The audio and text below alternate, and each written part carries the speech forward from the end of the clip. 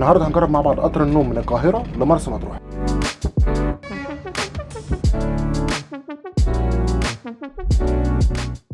اول ما بتدخل بقى عندك ده ايه شكل الكابينه، في كراسي هنا ممكن تقعد عليها، وعندك فوق هنا السرير دوت بيتفتح تنام عليه عادي جدا، او تفتح السرير اللي تحت دوت برده وتنام عليه، ما عندكش اي مشكله تماما، تقدر تنام فوق او تنام تحت، ولكن في الوقت الحالي هنستخدمهم ككراسي. عندك هنا في ترابيزه بتتفتح عشان خاطر لو انت عايز تاكل عليها او كده، وهنا عندك في علاقات تقدر تعلق عليهم اي لبس خاص بيك وتغطيه بالستاره دي. هنا برده عندك في تحكم في الصوت جوه الكابينه، وهنا عندك تحكم في درجه حراره التكييف، تقدر تخليه سخن او ساقع، تقدر تتحكم فيه براحتك زي ما انت عايز. عندك هنا في زرار برده اعتقد بيديك اضاءه اضافيه جوه الكابينه، خليك الدنيا مضيئه اكتر وظريفه. هنا في ظرف، خلينا نشوف ايه اللي موجود جواه. في هنا مكان مثلا لو انت عايز تحط ازازه بتاعتك او حاجه، وهنا في مكان لو انت معاك كوبايه شاي او كوبايه قهوه تقدر تحطها براحتك وما تخافش عليها من الازاز بتاع القطر خالص. وهنا في برده صابونتين عشان خاطر لو عايز تغسل ايديك او حاجه. في هنا حوض ظريف جدا صراحه وشكله لطيف للغايه. وهنا في طبعا زي باسكت كده صغير عشان لو عايز تحط مناديل او حاجه، فباسكت صغنن خالص. هنا في برده مخدتين عشان خاطر لو هتنام او كده، مخدتين بالكيس بتاعهم شكلهم نظيف جدا، تحطهم على السرير هنا وتنام وتقضيها كويس. حلو جدا. ده كده شكل السرير بعد ما اتفتح. في جنبك مكان عشان خاطر لو عايز تحط موبايلك او حاجه، وبرده مكان هنا الكوبايه عشان خاطر لو عايز تحط كوبايتك مثلا شاي،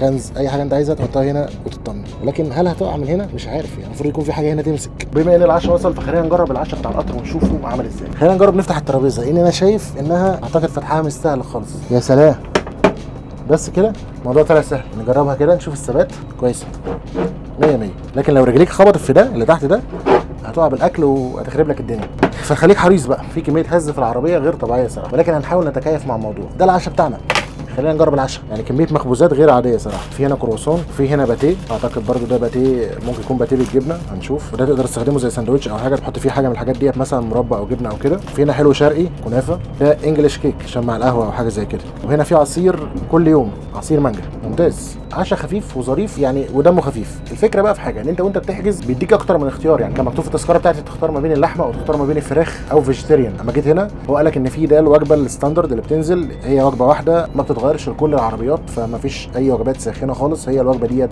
بس. خلينا نجرب مع بعض نشوف جودتها عامله ازاي. انا متحمس الاول صراحه اجرب الكرواسون، خلينا نجرب مع بعض طعمه ظريف ولا نص نص. شكله حلو والله يعني، خلينا نجرب. ظريف، طعمه معقول يعني ككرواسون، طعم معقول بس كده، مفيش ده مش هنقعد نجمل. خلينا نجرب الباتيه. مش عارف بقى ده باتيه محشي ولا ساده، خلينا نشوف من جوه عامل ازاي. فده باتيه محشي شوكولاته، في حشو الشوكولاته ظريفه برده على الهادي كده. خلينا نجرب. مستوى جيد يعني كويس برضو، حاجه مش فانسي قوي لانك انت برضو طبعا ان التذكره هنا سعرها 630 جنيه، فالحاجه مش توقعش حاجه فانسي قوي لان مسافه طويله، فيعني الحاجات تقضيك وانت جعان تظبط الدنيا معاك يعني. اعتبر انها خيارات متوسطه كويسه يعني. عايز اجرب صراحه الجبنه بتاعتهم دي، يعني في هنا طبق تطلق فيه جبنه ومربى. خلينا نجرب الجبنه فيتا، نعمل سندوتش سريع. الصوت عالي يعني، انا جبت الصراحه في القطر بتاع الاقصر واسوان كانت الدنيا اهدى شويه من كده، مفيش الصوت اللي بيحصل دوت قوي قوي، كانت الدنيا اهدى شويه. هنشوف بقى نعرف ننام في الصوت دوت ولا الموضوع هيبقى مزعج. هات لك برده شوكه ومعلقه وسكينه بحيث ما تحتاجش حاجه تماما يعني. خلينا نجرب جبنه فيتا المصريين، تدي على زبادي اكتر يعني. نفتح السندوتش كده، ايوه نبقى جاهزين كده. الجبنه فيتا ناخد كده شويه حلوين، لا ظريف والله، بيتي بان كده صغير لطيف يفتح نفسك. خلينا ندوق. والله سندوتش جامد، والله سندوتش حلو عاجبني، هو افضل حاجه فيهم، احسن من الكرواسون واحسن من الباتيه بالتاكيد يعني. سندوتش ظريف ويقضي معاك. 100 100. عندك هنا الحلو مقسوم جزئين، في هنا انجلش كيك وفي كنافه. ايوه بقى اديني في الكنافه بالمعلقه بقى المره دي. ده شكلها برضو ايه يا عم كنافه مصريه اصيله. خلينا نجرب كنافه كويسه. عندي فضول صراحه اجرب الانجليش شيك، ولكن ده المفروض يشرب مع شاي او قهوه عشان نختبره صح. عصير كل يوم حجم اكبر بنفس السعر، عصير كل يوم. اول مره اشوف صراحه البراند ده يعني، لما شفته الاول افتكرته جهينه او بيتي او كده، ولكن كل يوم ده جديد بالنسبه لي صراحه. ولكن العلبه شكلها ظريف يعني، ده شكل علبه. خلينا نجرب الرجل الاول.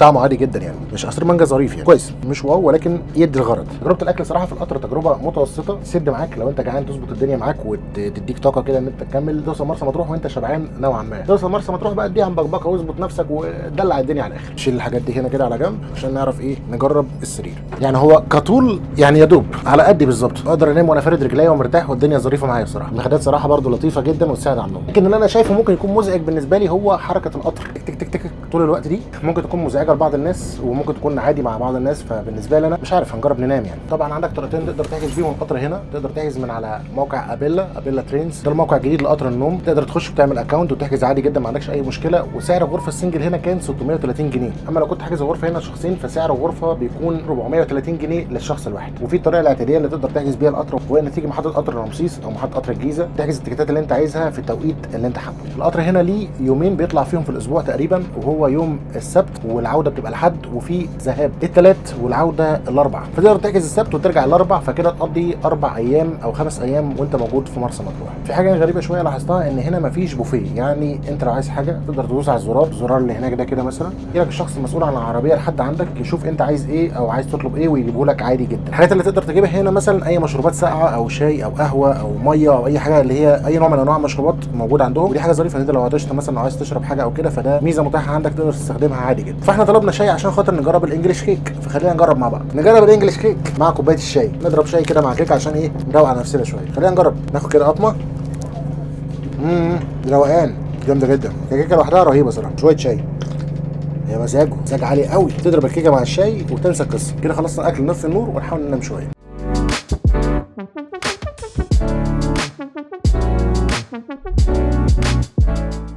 حاولنا ننام شويه، والنوم صعب شويه علشان خاطر الصوت بتاع القطر. زي ما انتم سامعين الصوت عامل ازاي. صوت القطر عالي جدا، ولكن انت حاول تنام يعني. بس يعني مهمه صعبه. النوم في الدوشه ديت، ممكن ناس بتنام في الدوشه عادي، وممكن ناس ثانيه دوت بيبقى مزعج بالنسبه لها، ولكن تقدر تقول ان انت بتنام نص نومه يعني. فضلنا نص ساعه ونوصل مرسى مطروح، نفطر ونكمل مشوار.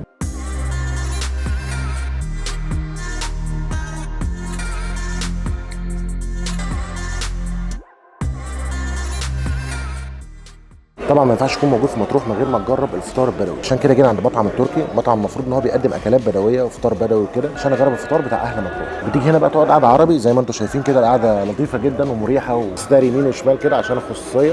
طلبنا عدس وطلبنا طبق فول، ممكن الفول غريب شويه عن الفول اللي موجود في القاهره. وطلبنا قلايه كبده ضاني برده شكلها ايه ظريف جدا. وطلبنا اشهر حاجه وهي الكمونيه. الكمونيه دي المفروض انها لحمه بالصلصه، طبعا بصل مخلل وسلطه خضراء وعيش ايه شكله يفتح النفس ولسه سخن. خلينا ندوس ونجرب الفطار البدوي. نجرب العيش. بص شكله عامل ازاي. العيش شامي سخن لسه طالع حالا.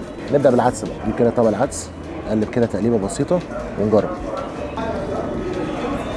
100 100.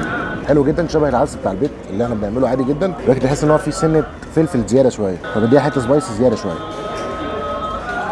لكن اجمالا طبق ظريف. نجرب تاني حاجه وهي الكبده. دي كبده ضاني، شويه ليمون كده فوق. انت موجود في مطروح لازم تاكل اكل بطريقتهم. جايب العيش لقمه فيها كل حاجه، كبده بكل الحاجات اللي حواليها دي. جامده جدا اقسم بالله، خياليه يعني. هي مش كبده بس، كبده وفي حلويات، في قلب هنا. فالطبق حاسس ان هو طبق مشكل اكتر من ان هو طبق كبده. ميكس خيالي يا جدعان، الميكس ده خيالي. لازم تاخد لقمه ثانيه. بص الجمال.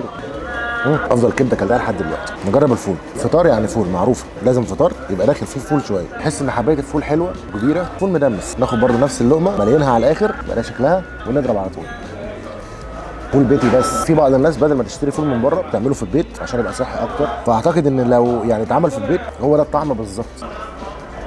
فرق شاسع ما بين الفول دوت مثلا وفول المحلات او فول العربيات اللي انت ممكن تاكله في العادي بره البيت يعني. نيجي بقى لاصعب طبق واللي بشوفه يعني صعب جدا ان انت على الفطار ان انت تدوس فيه، وهو كمونيه. وهي اشهر طبق موجود عندهم. الكمونيه ديت المفروض انها عباره عن لحمه بالصلصه. ففكره ان انت تفطر لحمه بالصلصه الصبح ده يعني اصلا انا مش عارف ان انا اكلها ازاي يعني. اللحمه بص عامله ازاي يعني، بتدوب، واللحمه بيضه فاتحه. في معلومه بقى عايز اقولها لكم، اللحمه في مرسى مطروح غير اي لحمه ثانيه في اي حته في مصر. دي معلومه مؤكده يعني. اللحمه هنا مختلفه. لحم الخرفان بالذات، بص اللحمه شكلها عامل ازاي، غرقانه صلصه مستويه قوي. طعمها خيالي يا جدعان. الصبح لحمه ممكن تديك طاقه زياده شويه، ولكن بالنسبه لي انا صراحه لحمه على الصبح تقيله شويه، ولكن كطعم وكتجربه خياليه. لازم تجربوها انتوا في مرسى مطروح. بعد ما خلصنا فطار بقى جايب لك صينيه شاي، صينيه فيها براد كده جميل، كوبايتين صغيرين شكلها ظريف جدا. صغيره كده اللي هو ايه يعني، تاخد منها مرتين. لا لا لا يلا شوف بص بقى دي. ايوه بقى، شاي البراد الازرق ده شاي تقيل قوي ومسكر جدا. هو ده كده الشاي بدوي يعني. انت كده تعرف ان انت بتشرب شاي بدوي اصيل. كده بقى خلصنا تجربتنا للفطار البدوي. كده بقى شفنا مع بعض تجربه قطر النوم من القاهره لمرسى مطروح. اتمنى يكون الفيديو عجبكم. ما تنسوش تعملوا لايك وتشتركوا في القناه.